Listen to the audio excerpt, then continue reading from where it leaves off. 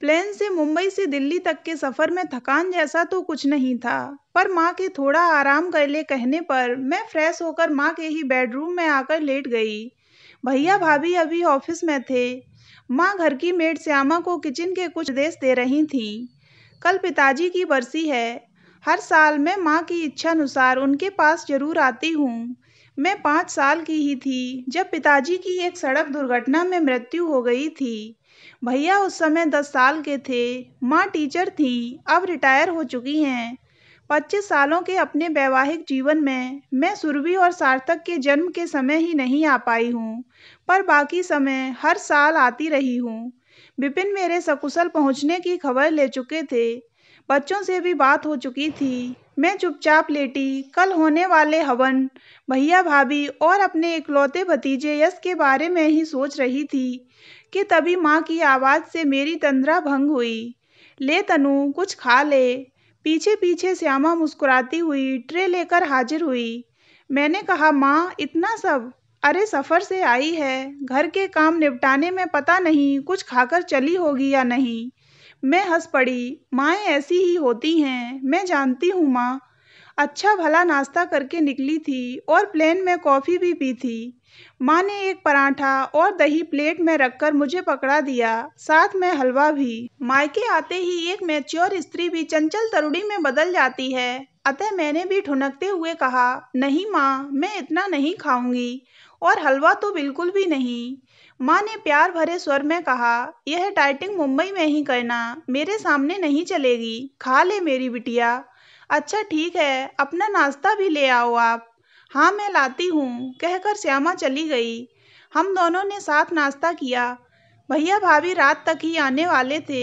मैंने माँ से कहा, कल के लिए कुछ सामान लाना है क्या?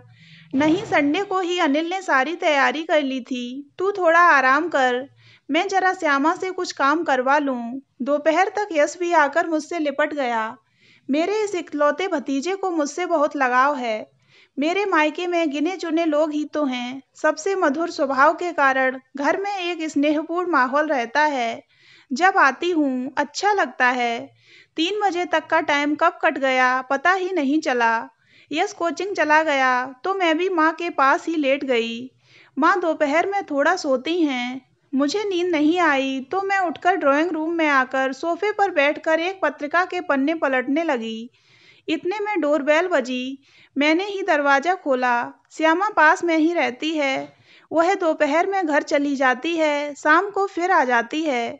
दरवाज़ा खोला तो देखा पोस्टमैन था, टेलीग्राम लेकर आया था। मैंने टेलीग्राम को उलट पलट कर देखा। टेलीग्राम मेरे नाम था। प्रेषक के नाम पर नज़र पड़ते ही मुझे हैरत का एक तेज झटका लगा। मेरी हथेलियां पसीने से भीग उठीं। अनिरुद्ध। मैं टेलीग्राम लेकर सोफे पर धम्म से बैठ गई।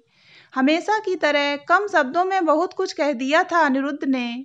तुम इस समय यहीं होगी, जानता हूँ। अगर ठीक समझो तो संपर्क करना।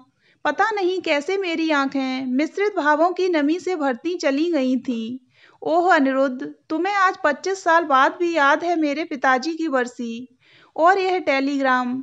3 दिन बाद 164 साल पुरानी टेलीग्राम सेवा बंद होने वाली है। अनिरुद्ध के पास यही एक रास्ता था आखिरी बार मुझ तक पहुंचने का।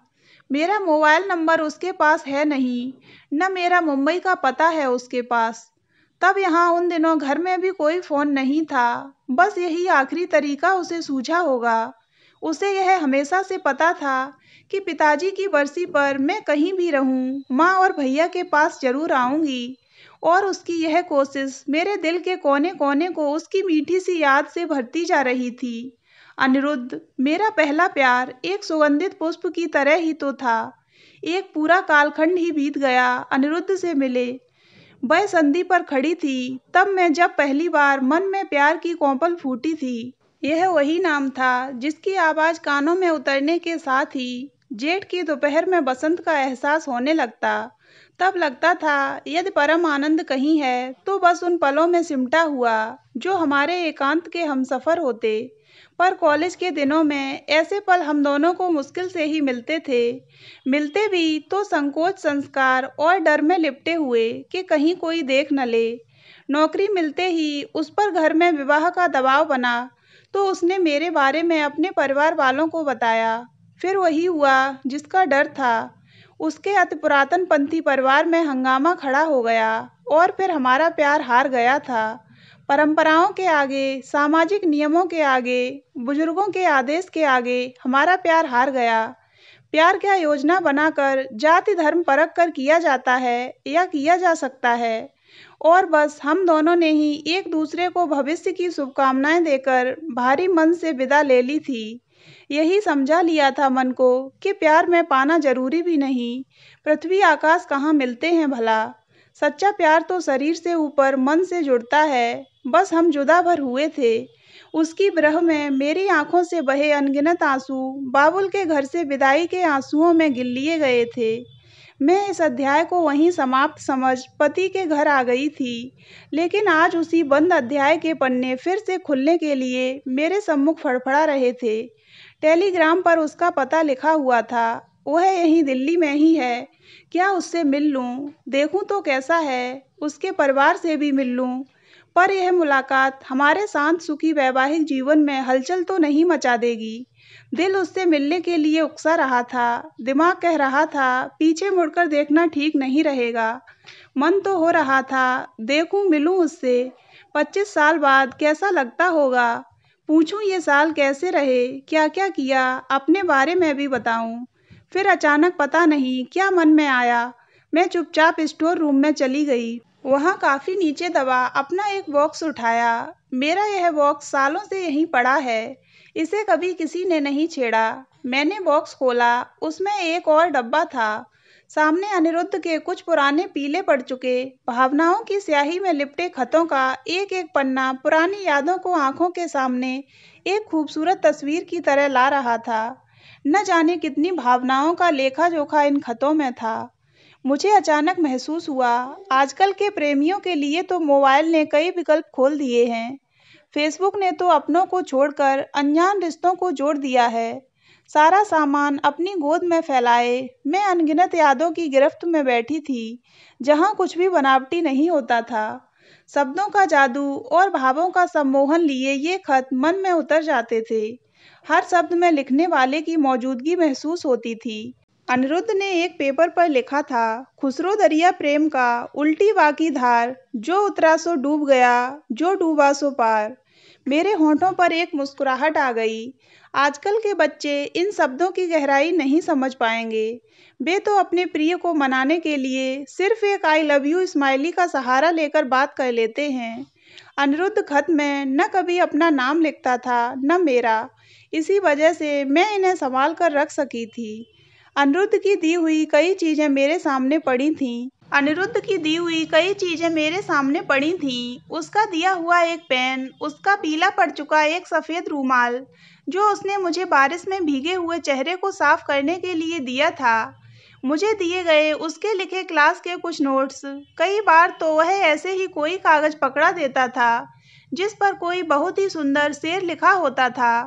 स्टोर रूम के ठंडे ठंडे फर्श पर बैठकर मैं उसके खत उलट पुलट रही थी। और अब यह अंतिम टेलीग्राम, बहुत सी मीठी, अच्छी, मधुर यादों से भरे रिश्ते की मिठास से भरा। मैं इसे हमेशा संभाल कर रखूंगी, पर कहाँ रख पाऊंगी भला। किसी ने देख लिया तो क्या उसे समझा पाऊंगी कुछ। फिर वैसे भी मेरे वर्तमान में अतीत के इस अध्याय की न जरूरत है न जगह है। फिर पता नहीं मेरे मन में क्या आया कि मैंने अंतिम टेलीग्राम को आखिरी बार भारी निगाहों से निहार कर उसके टुकड़े टुकड़े कर दिए। मुझे उसे कहीं रखने की जरूरत नहीं है।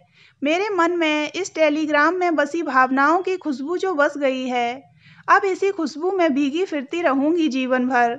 वह मुझे भूला नहीं है। मेरे लिए यह एहसास कोई ग्लानि नहीं, प्यार है, खुशी है। तो दोस्तों, अगर आपको ये कहानी अच्छी लगी हो तो वीडियो को लाइक करें और ऐसी ही अन्य कहानियाँ सुनने के लिए हमारे चैनल को सब्सक्राइब अवश्य करें।